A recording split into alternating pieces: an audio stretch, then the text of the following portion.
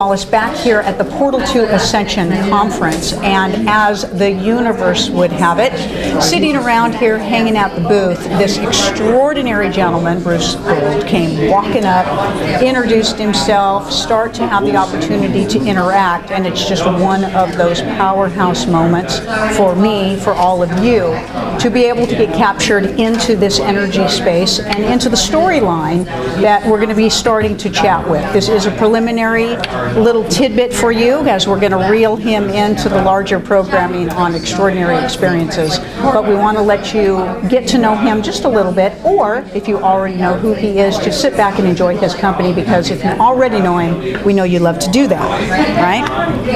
Thanks for dropping by. Thanks for having me. Yeah. Do you want to tell everybody your name and what you do? I'm Bruce Gold, and I'm known as a spiritual healer, but I prefer spiritual conduit or instrument for healing, or even better, extraordinary helper. I love that. That's kind of cool. Me too, but if you put it on, they put a paintbrush in my hands, or they put it, it's like... I get that.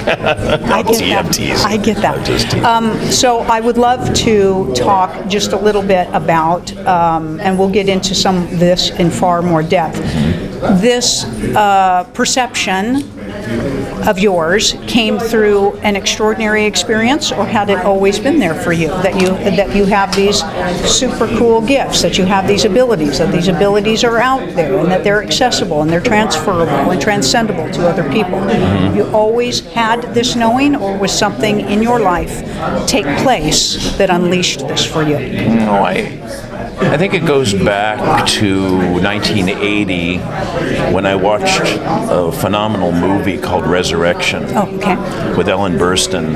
And it was funny because I was due to watch another movie that day in the theater, and I was just sort of going there until the other movie started just to check out what this was, because I knew Ellen Burstyn from The Exorcist, and I wasn't so much in a hurry to...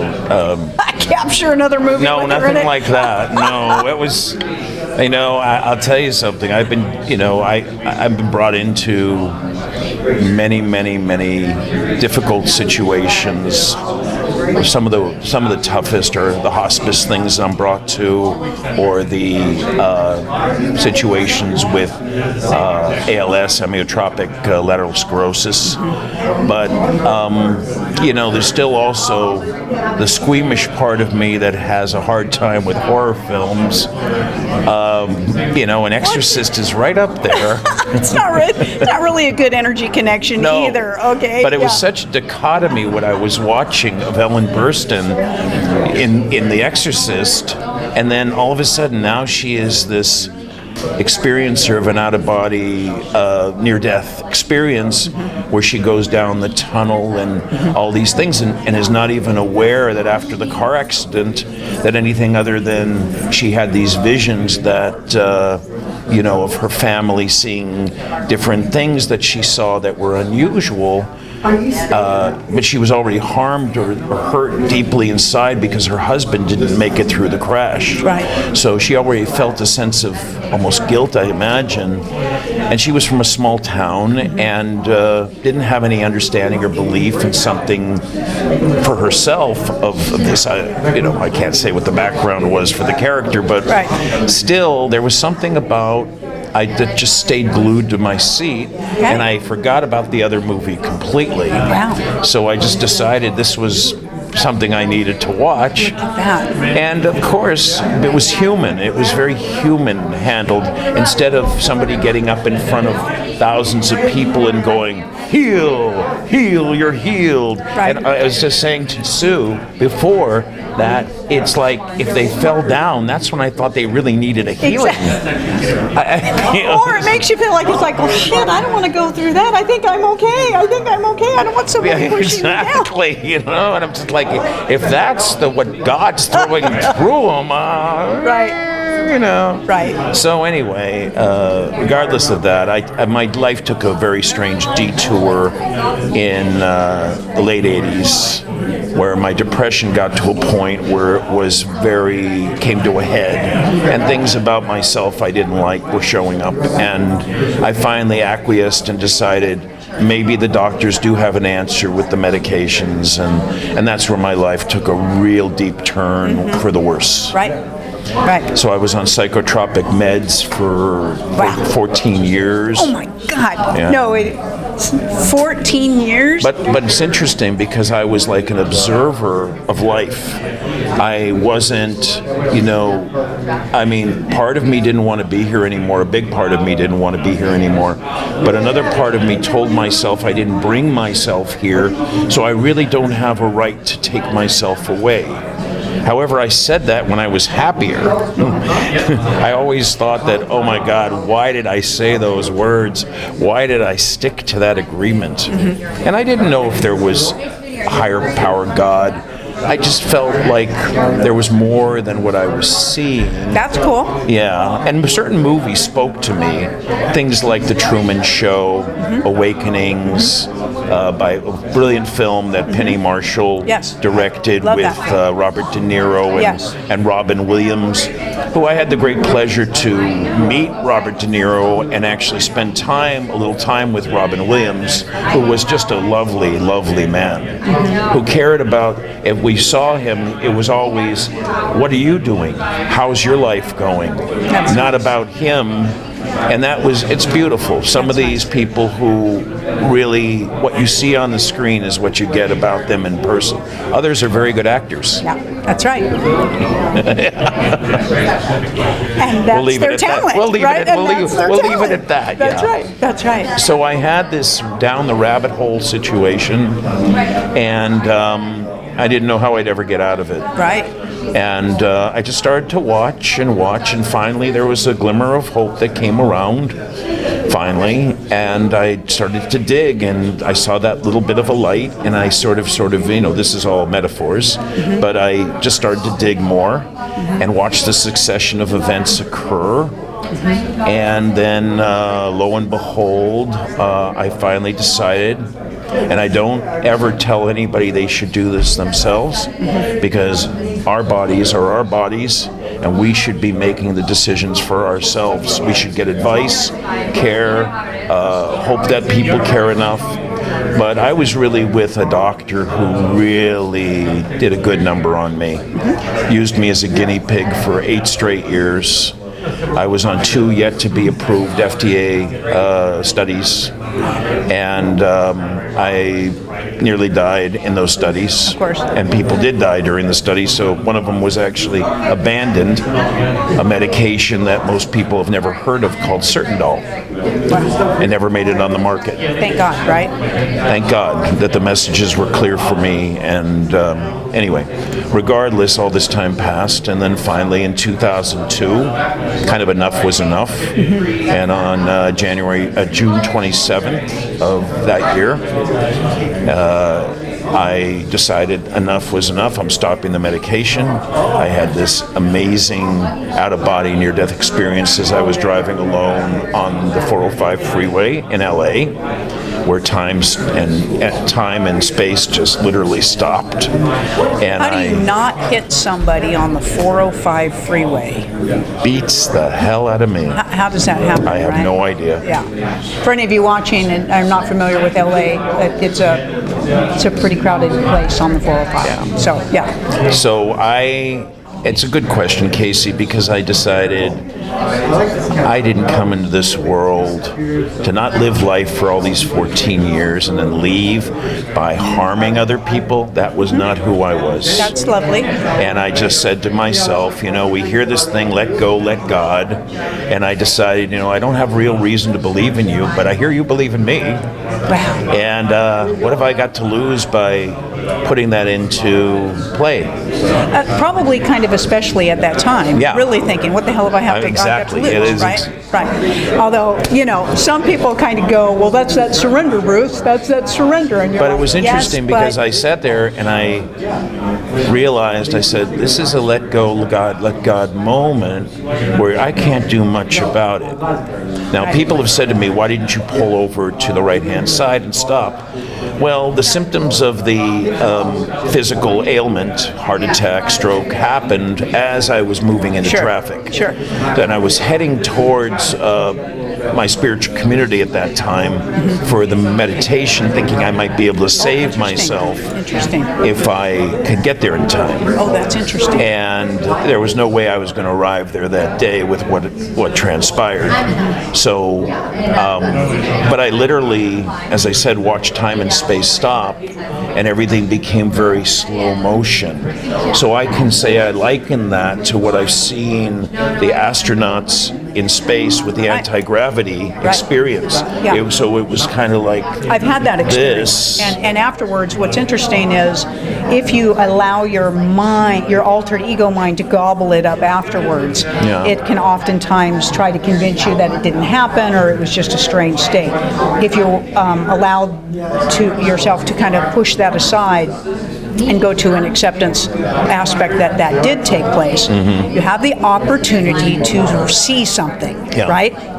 See something and experience something, which is off of what we kind of refer to as those three-dimensional paradigms, right? Those hard-set three-dimensional paradigms that we're used to, and one of them is the way time works, right? Speed and time and how fast it takes for me to snap my fingers versus that. Do you know what I mean? Kind of. I'm not really. I'm listening and I'm taking it in, and I'm not somebody who will say, "Oh, sure, I understand that and I know that." I am a novice to this day. I'm a brand new to this day, as all of us are. But I'm willing to admit it. That I'm still here to connect and learn and see where I could be of service in some way, shape, or form. So I try to take in these things. It's a little vague for me, because I do admit that there might be a part of me, my family always thought I had Asperger's, and so I could be on the spectrum, but I won't accept a per se label, a stigma, because that's what got me into trouble with the medication. The doctor said, "Oh, you're schizophrenic, you're this, and I'm going to treat you as such." And so I thought, well, call me whatever you want, but if you help me, what do I care? Right. But it got to be where it was a situation that I wish I had abandoned earlier than I did stick around and trust. But I think the most important message I want to put through is if we do a session together, if I do a demonstration in front of hundreds, thousands of people, I will not claim that I am yours or anybody else's healer. I can be the best conduit or vessel, and I like to think I am one of the very best supportive people partially because of the path in which was presented to me, and how the pitfalls were things that could have ruined me completely, left me gone from this life. Instead, I decided to take the challenge and stick around and see what else was here. How did you, Bruce, when did you know you had the healing abilities afterwards? Well, that part is out of a movie also, because I was actually, when I stopped the medication, I told my sister, she was the only soul alive that I told this to, that I was going to do it, because she's always been a wonderful, loving-hearted confidant to me, and never really felt judged by her. In fact, more taken care of by her. And when I gave her the information that I had stopped the medication cold turkey, I told her that if it's not any better, this was on a Thursday, and I said, if I'm not better by Monday, or if I'm worse, I'll be back on the medication. So after that, a succession of events happened, even to the point where I woke up that 2 days later, and I was very upset because I had a sore throat with protruding lymph nodes out of nowhere that had developed through the night, seemingly, and I was supposed to sing with my choir for the first time. That's right, because you're singing. You're in the choir. I was supposed to sing with them for the first time in like 5 years, and I had enough of the rehearsals in that I could. So I'm excited about going to the dress rehearsal that day, and I wake up and I can't even talk. So I'm thinking, okay, you really do hate me. And I started to say, why? You give my brother, him and his 2 marriages and a family. My sister has a beautiful family. What have I got? What am I sticking around for? And then the next thing I know, I just said, you know, if you exist, and I didn't say this out loud because I really couldn't, and I did have protruding lymph nodes here that I felt and went, oh, I'm just screwed. So I finally just said, you know, if you really exist, take away my sore throat. If you can't handle that, I mean, give me a break. And I thought to myself of how I said it and how defiant I was when I said it, and very brash. And I thought, and I caught myself, and I said out loud, I went, yeah, sure. And I went, yeah, sure. La la la la la. And I realized I could speak again. And now I'm thinking, mind over matter. Okay, Bruce, come on. Now you're going to talk yourself. Relax. Okay, you got this one. Mind over matter. I was really, the best in 12th grade. We did a self-hypnosis class. You were really good in that. And then all of a sudden, as I'm trying to rationalize this, a surge of light came through me, and at that time I wasn't wearing a shirt, and there was a glow coming from my stomach. And now I'm really convinced I'm out of my mind. And I go down to the ground. I didn't care. Thank God nobody was around. I went to the ground, not just went to bow down to the ground. I put my head on the wood surface and was almost afraid to pick it up, because I knew that there was some kind of touching the hem of the garment. That's how I could only think about it. I also had touched my lymph nodes, and they were back to normal. So now, a few seconds later, you got to be crazy if the physical things, and you're saying, oh, I did that with my mind, there was more going on. So I couldn't tell a soul, and then the revealing came of someone I met the next day at the church, at the spiritual community, which incidentally was the Agape spiritual community. Right, with David?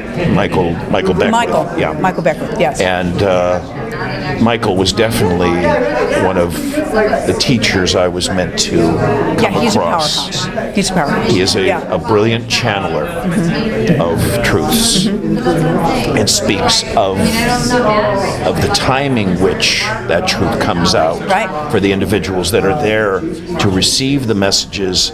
I'm not sure how many do. Right. But he is definitely channeling an amazing ability that comes through. And we'll leave it at that. But basically, I met a woman there who came up to me after the service, and there was something that happened during the service, and I couldn't tell a soul about this visit, Casey. Not a soul. And that's kind of how you know when it's real, is because you're holding on to this secret. And then afterwards, this woman approached me, and she was there visiting from, never had been there before. She was visiting from Dallas, Texas, and she was looking for her girlfriend, but something she told her to come over and tell me and introduce herself to me, and she claimed to be a mystic and a psychic and a healer herself. So instead, in the past, I would have just gone, oh, nice to meet you, take care. I said, do you have a card? Because I equated it to my experience. And she said, oh, I have one left. I'll give it to you. So the next thing you know, she did a healing on me the next night. We got together on a date. Nice. And I couldn't explain it. It just, pain that was here, immediately gone. And I just said, what just happened? She said, God healed you. And I said, I couldn't get the words out, but I knew that some of the psychic stuff she was sharing with me, the intuitive psychic stuff that she had said, was very spot on. And I was just keeping my poker face to see how long this would go on and where it would go. Yeah. So the next day we did a session together, And I couldn't explain a lot of the things that happened. At the end of the session, she turns to me and says, "Oh, you're a healer." I go, "Come again?" "I'm sure you stuttered there. You missed. There was something I missed. You know." She says, "You're a healer," and I said, "Why would you say that?" And she says, "Well, that's what they're telling me." And I said, "Who's telling you?" Who's they? And I just stood there in amazement, going, almost angry at her, but not so much that by the next morning I didn't wake up and say, what if I don't try this? What if I don't even see if it's real? I'd be the fool. And so my little dog, my little Yorkie, her name was Zoe. She was about 14 at the time. She was ornery as could be, 4.5 pounds. She had a back left leg that was atrophied, but her leg could not come fully down to the ground. Okay.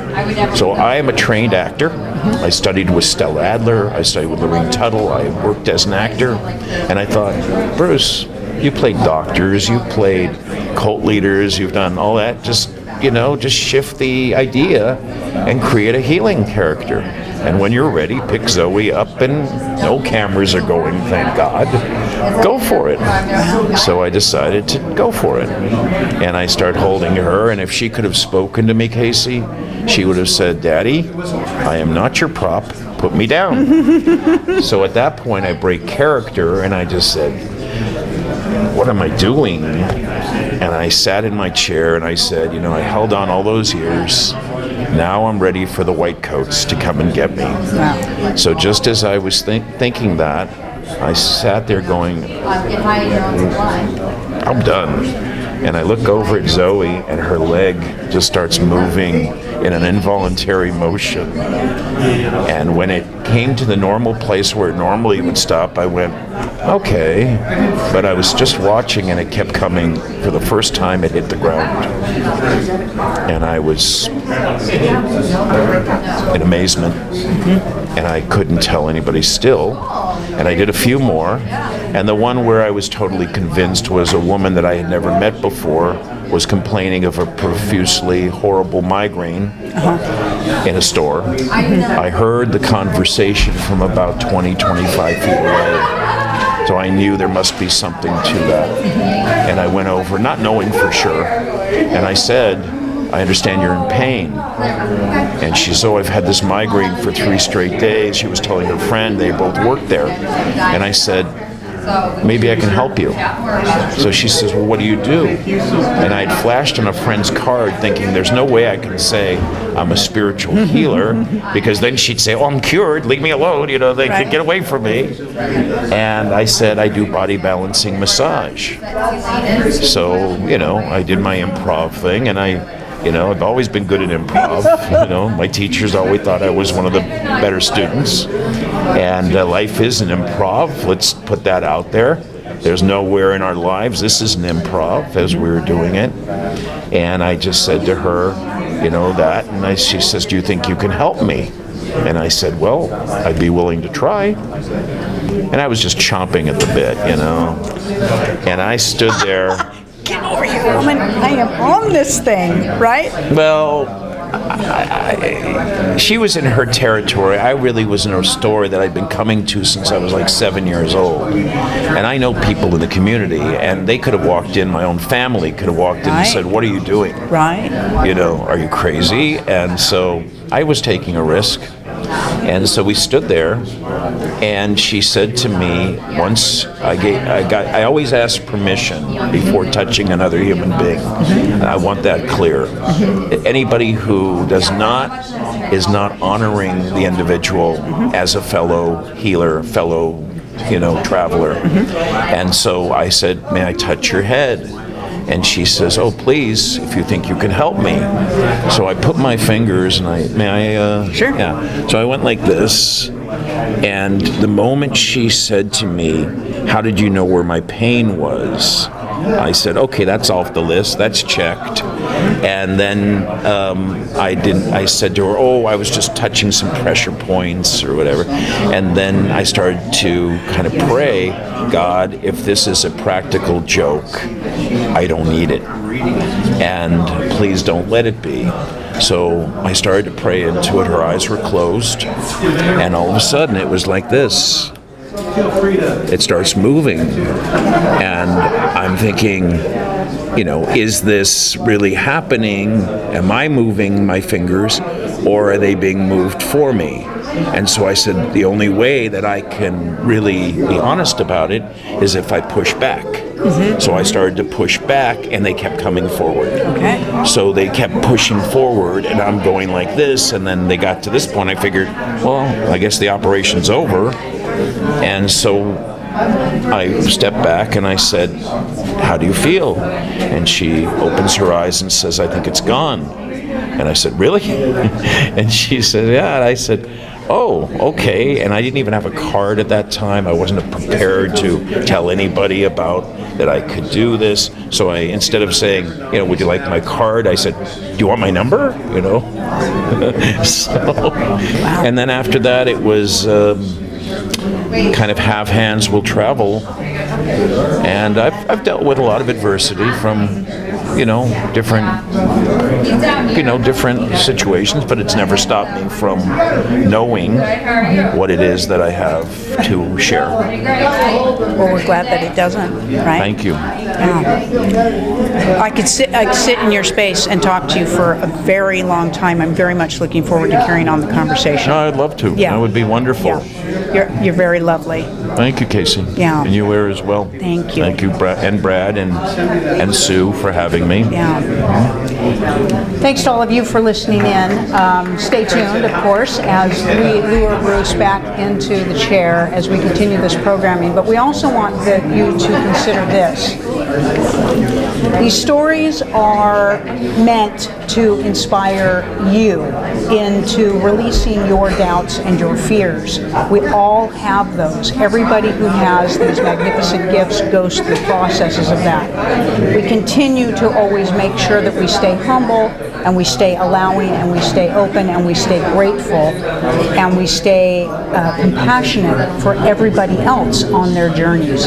Please listen to Bruce's words today. The kindness and compassion conveyed through his words to you is a very personal message, very pinpointed application, and the reason that you're watching this programming today. We send our blessings, our magnificence, our extraordinaries to you always, and we look forward to seeing you next time. Thanks for being with us.